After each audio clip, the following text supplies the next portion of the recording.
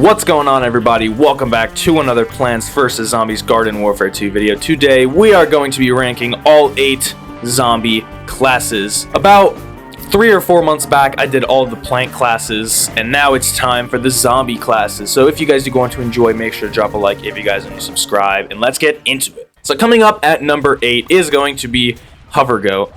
It's not really a shocker to anyone that it's Hovergoat, because Hovergoat is a class with only one variant, and it's kind of a weak variant. I don't like Hovergoat, as many people know. I wouldn't say a Hovergoat hater, but I just don't like him. He was one of the last zombies I mastered because I just don't like the play style. You know, it's kind of like support class and attack at the same time. Also, like, I just don't really like his abilities. The only ability that I really like is the speed boost ability, which I think doesn't last as long as it should.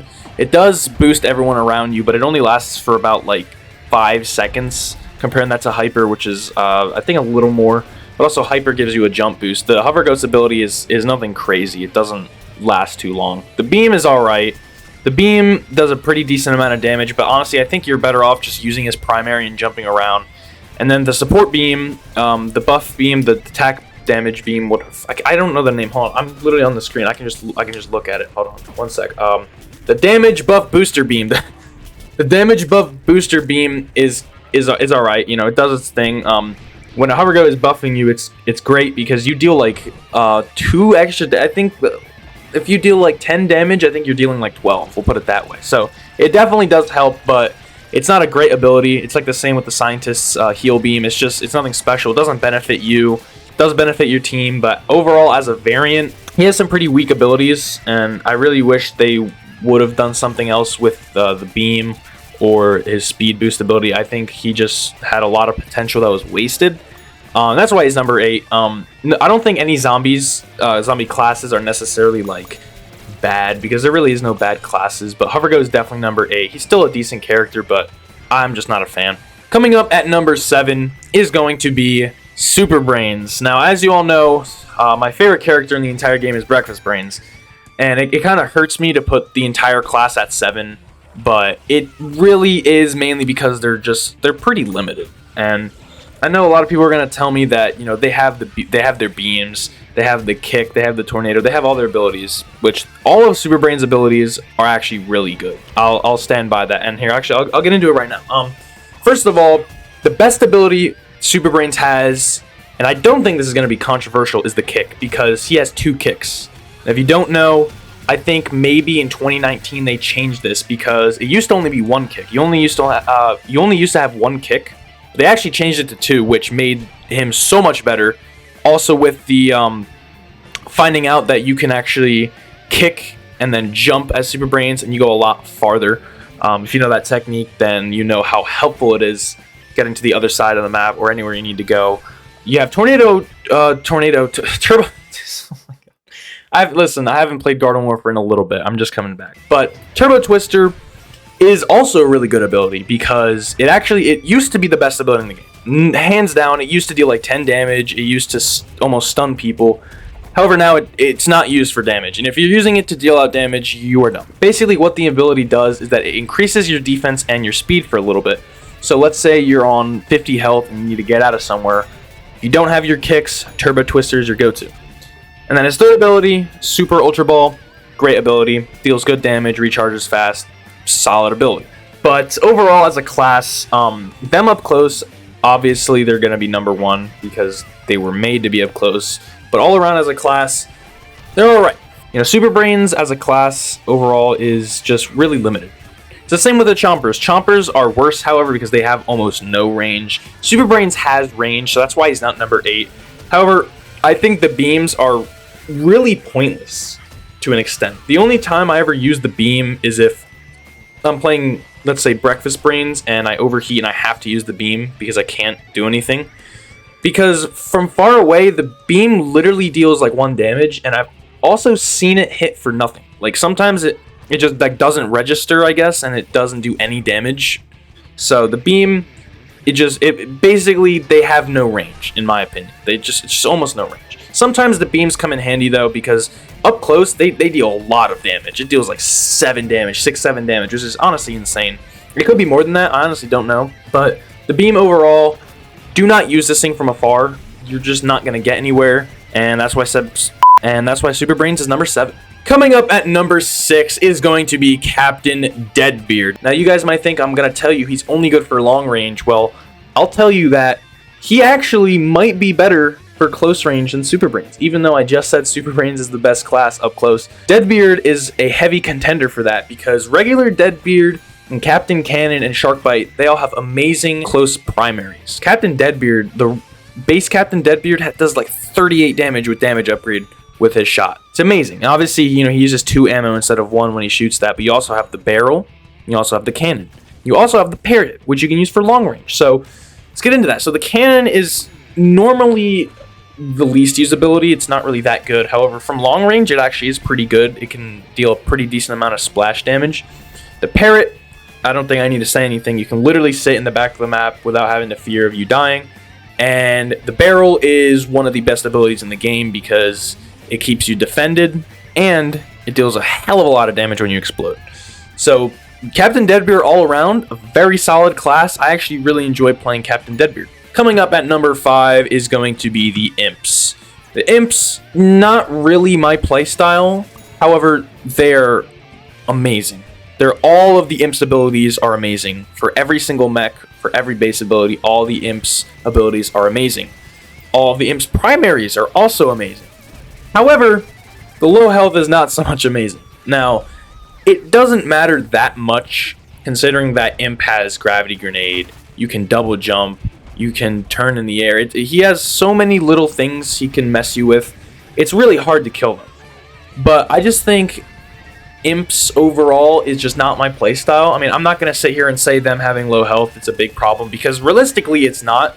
I honestly, some of them might have to go down to maybe like 65 health to be balanced. For example, Z7 Imp is just insane. Get them out of here. But they're just not really mainly my playstyle. I find myself dying really fast with the Imps. However, I know that they're really good, and I just couldn't put them below 5. I mean, there's no way I'd be able to with, characters like Z7 Imp, Lil Draco, Party Imp, Scallywag Imp. I just couldn't. You can't do that. And their mechs are a whole different story. I don't even need to get into them. You got Imp Kata, which just deals a shit ton of damage to everything around you. You got Gravity Grenade, which stuns everybody inside. And then the mechs, as I said, we'll get into that another day. I'll rank mechs someday. Next video, maybe. But yeah, so that is going to be Imp at number 5. Coming up at number 4 is going to be the Engineer. Another one of those classes where it's not really my playstyle. However, the Engineers are a very special class. I think Engineer has the most vast variety of variants. Considering, you have variants like AC Parry, you have Roadie Z, you have Mechanic, and so on. They all have completely different playstyles. For example, Roadie Z, the main playstyle, you just want to be in people's faces. AC Parry, you want to get on top of roofs. Mechanic, it's kind of like both. You know what I mean? Jackhammer, amazing ability. What's even better is Turbo Jackhammer. A lot of people don't know this, but it actually used to suck ass, and then they buffed it. And now there's almost no reason to use regular Jackhammer. I mean, Turbo Jackhammer is literally just better Jackhammer. It lasts a little less long, but it goes so much faster. You have Bolt Blaster, which I can take it or leave it. And then you have Stun Grenade, which is one of the best abilities in the entire game. So, Engineer overall, solid class. I wouldn't consider Engineer really my playstyle, but I have a ton of fun whenever I play, Roadie Z and Mechanic and Base Engineer. By the way, Base Engineer, completely underrated. Honestly, he's amazing. Coming up at number 3 is going to be the All-Star class. Now here's where we start to get into the classes that are downright overpowered as hell. All-Star has 3 amazing abilities. You have Imp Punt, Sprint Tackle, and the Dummies. And I know a lot of people are actually going to tell me that the Dummies are not a good ability, and here's what I have to say to that. If you use them correctly when you're running away from people, it can be literally life or death. Because they block so much damage and it covers your entire body.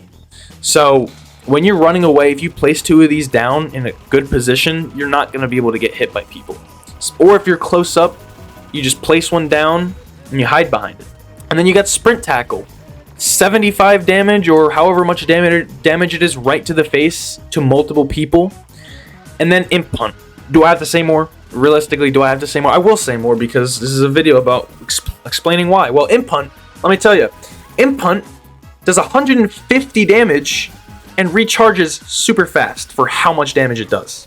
And then you have Long Bomb, which is just another story. I'm not a big fan of Long Bomb, but I've seen people do crazy things with it, so I'll leave it at that. But yeah, Allstars, 200 health mainly, deal a ton of primary damage. I mean, you know, they don't have ammo. They technically have ammo, but they don't. They just overheat, and it's just honestly insane. You know, regular All-Star is a great character. Tennis Star is pretty good. Even Motocross Star, I'll admit, Motocross Star is honestly not that bad. That's why All-Star is number 3. And coming up at number 2 is going to be the Scientists. I lied to you guys again because Scientists might actually be the best close range class in the entire game. Regular Scientist, okay, deals, I believe it's 78 damage with damage upgrade close up, straight to the face. 78 damage. That's honestly insane. That's just crazy to me. And that's just regular Scientist. I'm not even talking about paleontologist. I'm not talking about chemist. All right, those are 2 completely separate characters. Every single variant in the Scientist class. I lied again. I was gonna say every variant is good. I forgot about Dr. Toxic. We'll leave him out of this. Every other variant is amazing. Dr. Toxic is trash, but all the other Scientists are so good that it doesn't even matter.